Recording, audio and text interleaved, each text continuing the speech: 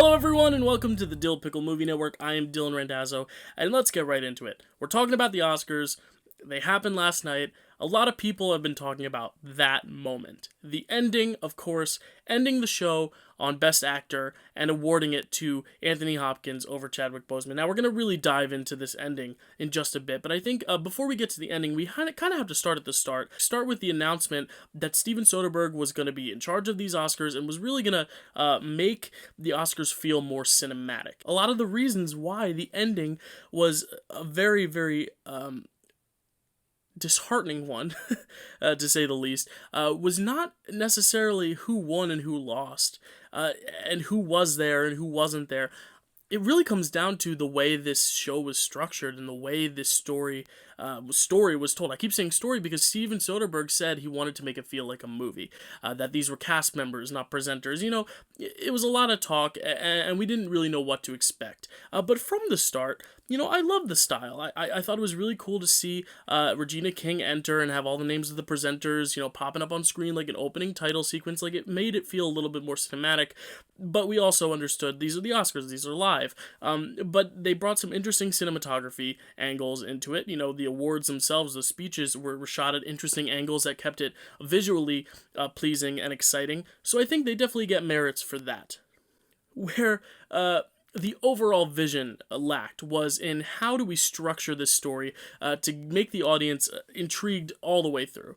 And I think they knew which categories were really going to gain the most traction, you know, who the big celebrities were presenting these awards, who the big celebrities might be who win these awards, whoever it was who decided to save Best Actor for last.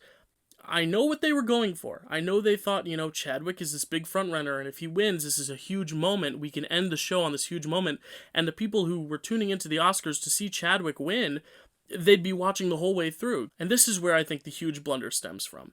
When you put this category last, and there is any possibility that he doesn't win, they had to have been prepared for this moment, because no category is guaranteed. These categories, as set in stone as they may seem, are not set in stone.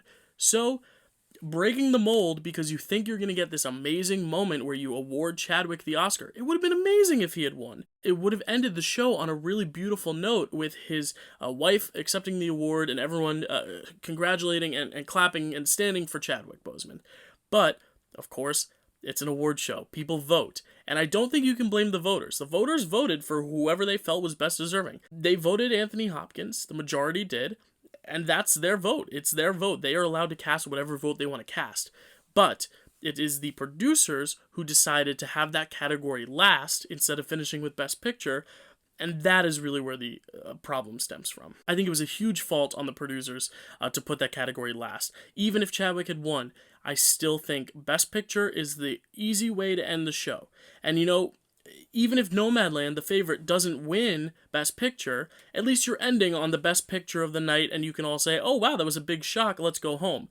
But because you end on Best Actor, which already had such a frontrunner, let alone a frontrunner who was getting the last award he could possibly win in his career, and then to lose it to someone who is very well deserving. Anthony Hopkins gave a great performance, but Anthony Hopkins wasn't in attendance, and this is nothing new. He didn't show up for the Two Popes last year. He's an older man. He is the oldest acting winner, I think, of all time. I think he has now dethroned Christopher Plummer, who was holding the record at first. You know, there are probably other reasons, you know, not just COVID and not just his age, that he decided not to be there, and that's fine. It's someone's right to say yes or no, I'm going or I'm not going. But I think the fact that he wasn't there made it a little worse, and that's not something I can blame Anthony Hopkins for. Again, this is completely on production, because Anthony Hopkins, if he was there, in his speech, probably would have mentioned Chadwick, but again, if he's not there, then he can't even mention Chadwick, and now you have this whole night building to this moment of awarding Chadwick Boseman this Oscar, and then he doesn't win, and then Anthony Hopkins isn't even there to, you know, end us off on a good note with a speech. It just seemed so poorly planned. And again, there are big frontrunners. Chadwick Boseman had the odds on his side. If you look on these betting apps, Chadwick Boseman, if you bet $1, you'd win a few cents back. It was not this heavy gamble, but there's always possibility for someone else to win. And that's the thing that they have to take into account. It would be the same as if in 2008 they decided to save supporting actor for last because they thought, well, Heath Ledger has a really good shot at winning. If he wins, it's a beautiful moment. If he doesn't win, you leave the whole night on a really sad note. And I feel bad for Anthony Hopkins because he is deserving. He's a great actor. He gave literally my favorite performance of his career. But because he was not there to accept it, and the favorite happened to be someone who was, had this moment built around them, it really sours the night. And again, this is not Chadwick's or Anthony's or even the voters' faults. This is strictly on the people who decided to make this category last. So that's my little rant. Now that we've gotten past that, we can talk about the awards as a whole. Like I said, the style was fine. I honestly liked having these longer speeches. I liked how none of the winners were played off. I think that's one of the things that we see in a lot of award ceremonies. The orchestra, because of timing, they have to really cut everything short, and some speeches, as we saw tonight, a lot of the most emotional and beautiful moments of these speeches happen later in the speech. One that comes to mind is Thomas Vinterberg's speech about his daughter. That was in his last half of the speech, and if we were in your traditional Academy ways of doing things, they would have played him off before he even got to talk about his daughter. So I think this was honestly a good change. One of the bad changes, again, along the lines of the best actor going at the end of the night, was having categories like best director so early on in the night. Chloe Zhao broke history. She is the first woman of color to win best director, and only the second woman ever to win Best Director. And you have her sandwiched in the middle of a bunch of awards, and they're presenting her award before some short films. Not to knock the short films, but the Best Director category is one of the most prestigious categories of the night. Obviously, there was a chance Chloe Zhao might not have won, but either way, whoever won Best Director should have been given a bit more of a spotlight than just sandwiched in the middle of a bunch of smaller awards in the middle of the show. Along the lines of Chloe Zhao, though, we did see a lot of history being made. Frances McDormand joined 6 other actors as one of the only 7 actors now to have been awarded 3 prizes for acting, whether it be supporting and lead. For Frances's case, she has won 3 lead acting Oscars for Fargo, 3 Billboards Outside Ebbing, Missouri, and now Nomadland. And that's really, really big because she's joining the likes of Meryl Streep, Ingrid Bergman, Katharine Hepburn, other actresses who have won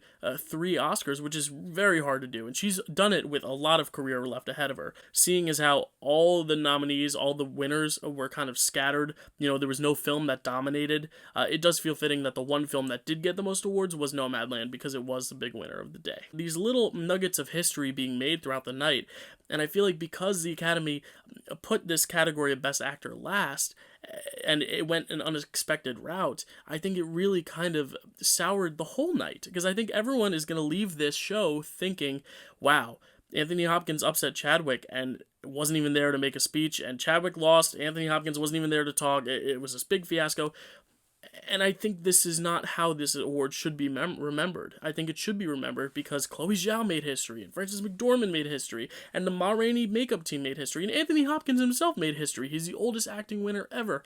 I just feel like a lot of this night was soured just by some weird choices of how to structure things and when and where things happened. Some of the other shockers, aside of course from Best Actor, like I mentioned, Best Editing, I was going back and forth between Sound of Metal and Trial of Chicago 7. I went with Trial because I thought, every Best Picture nominee is going to get awarded somehow, and it didn't. And Trial went home empty-handed. This is the most Oscar baity movie of the year, and it didn't get a thing. And I think that's showing where the Academy's going, and they're going in a more unconventional route. And I think that's honestly really nice. I think it's nice to see some of these smaller indie films getting their due, some more unconventional films. A lot of great films are getting recognized. And Trial of Chicago 7 is not a bad film by any means, but I do think it was nice to see the traditional movies not necessarily getting all the spotlight, and the less traditional movies getting that. Another big shocker was Best Song. Again, it's a category, like I said on my predictions, I really didn't know really how to base it except for word of mouth, and it seemed like a lot of people were going in the direction of Speak Now. But one thing I want to bring up is the fact that Speak Now didn't win, One Night in Miami didn't win at all, and it was only nominated in a few places, but Ma Rainey's Black Bottom, they did win makeup and hairstyling, and they did win costumes, but Again, Ma Rainey did not win in the two big categories that it was heavily predicted, and that was Viola Davis and Chadwick Boseman. I think it really speaks to the fact that they didn't get a Best Picture nomination. And I really think now, with the category expanding to 8 nominations, and next year it'll be 10, I really think if a film is not in Best Picture, I really don't think you can expect it to win a ton of awards.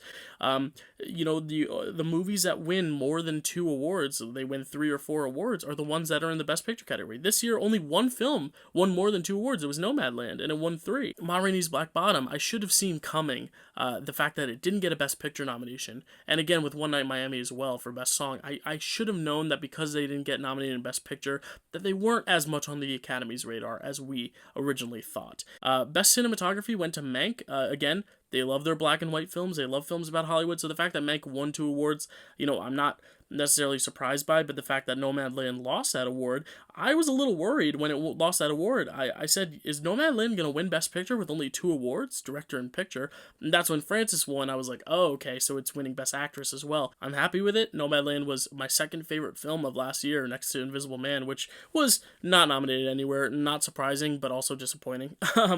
Yeah, I would have liked to see a little bit more clips. They didn't show many clips except for Best International Feature, Animated Feature, Best Picture. They didn't show a lot of clips in the other categories.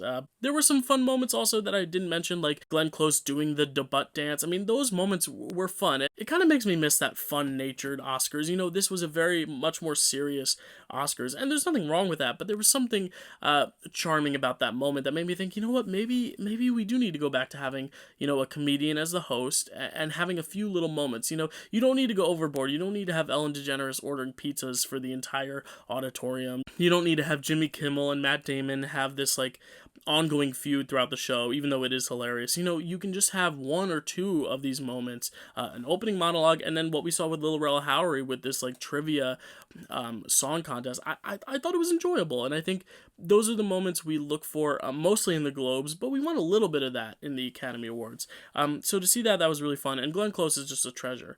I didn't love her in Hillbilly Elegy, but when she finally wins her Oscar someday, I'm going to be elated because she is really, really amazing, and she was great tonight. It was a lot of fun watching her just have a blast. A lot of great speeches. Daniel Kaluuya, his line, my mom, my dad, they had sex, and I'm here. Hilarious line. Yo Jung Yoon, fawning over Brad Pitt and then basically shading him for pronouncing her name wrong. A lot of great moments. Chloe Zhao making history, Ma Rainey making history, Frances McDormand making history, Anthony Hopkins making history. There were some weird moments structurally about the awards in a whole, but I think there were some really, really nice moments throughout. So again, this is not a top 10 awards, Academy Awards. This is probably not even out of the bottom 10. It's probably one of the worst 10 just because of those really weird blunders. I have mixed feelings, but, it was still a fun night. A lot of my favorites did win. Nomadland won. I was very happy about it. If you want to hear me talk a little bit more about my thoughts on all the Best Picture nominees, I do have a show coming in a few days, my second episode of Picture This with Chadwick Webb, where we'll be diving into all 8 of the Best Picture nominees. That's The Father, Judas and the Black Messiah, Mank, Minari, Nomadland, Promising Young Woman, Sound of Metal, and The Trial of the Chicago 7.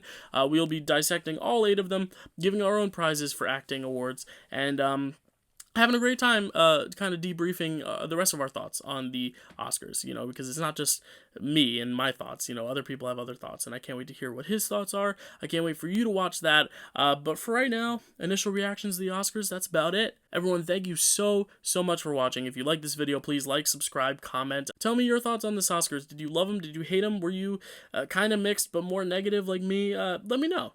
Because this Oscars definitely is one to remember. That's the thing. It's not a top 10. It may be a bottom 10, but in the end, no matter where you rank it, it is definitely one of the most memorable. Maybe only next to the La La Land Moonlight moment that we all know so well. So thank you so much for watching. Check me out on the channel. We got lots of cool stuff going on. Thank you so much. I'll see you next time.